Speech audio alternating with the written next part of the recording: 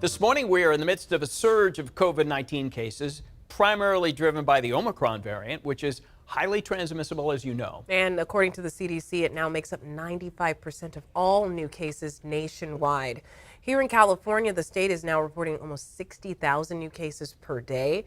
About 180,000 people are getting the COVID vaccine every day. About 1 in 5 tests come back positive. Now, locally, many counties are seeing their highest rates of infection yet. This is Stanislaus County, which just hit a record high for COVID-19 infections.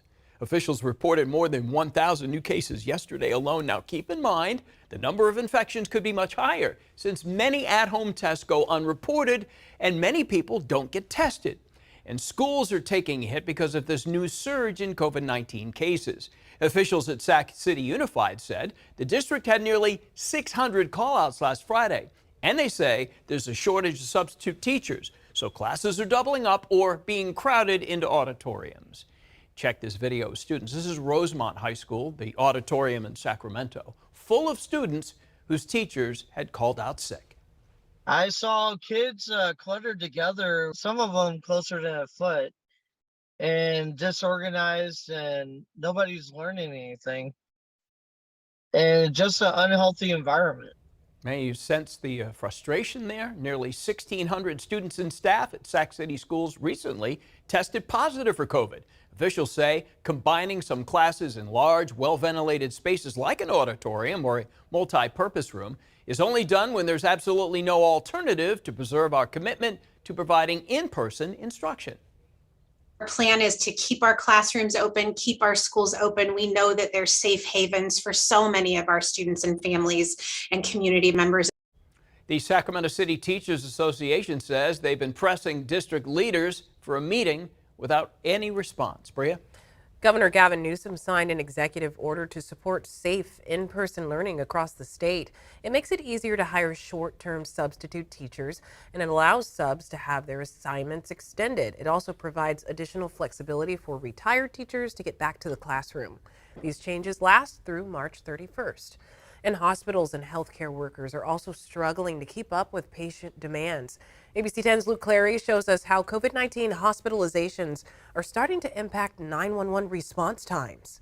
It's a problem that's been occurring for 10 years. We're just now at an unsustainable level. Sutter, Mercy, UC Davis. At emergency departments across Sacramento, ambulances crowd outside, patients waiting for a bed. If you zoom in, you're going to see 1, 2, 3, 4, 5, 6, 7. There's at least 8 ambulances sitting there right now waiting to offload patients into the emergency department. Keith Wade with the Sacramento Fire Department says his crews are spending hours of their day on wall time. And then they essentially have to just stand there and wait sometimes 8 hours for a bed to transfer their patient. In the meanwhile, patient care is suffering out in the field. With so many resources stuck on the wall, there are fewer ambulances to respond to 911 calls. Patients, too, waiting for hours for the hospital to let them in. What's their plan?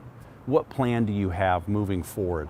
There's always been a plan. Unfortunately, it's very difficult to affect that plan. Kevin Smothers, chief medical executive at Sutter, says hospital emergency departments are in crisis. Huge demand coupled with staffing shortages. It's really been exacerbated over the last several weeks to months from that standpoint.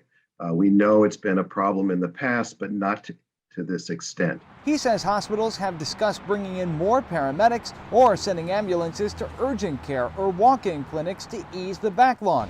But he says it's more than hospitals and fire departments can do alone. So we need help politically in order to get the resources to provide those services within the community. But with a new wave of COVID, first responders fear the situation will get worse before it gets better. We hope something can get fixed. We're going to continue going out the door and running these calls. It's just a big, frustrating problem for everyone involved.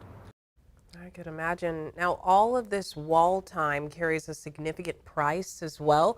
It costs taxpayers money in man hours, it costs the fire department morale and resources, and it also costs the quality of care if you have an emergency.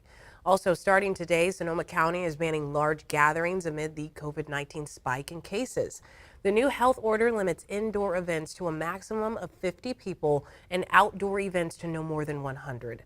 The The county's health officer is also asking everyone to avoid going out as much as possible over the next 30 days. He asks that you only leave for necessary trips like healthcare, school, work, and grocery shopping.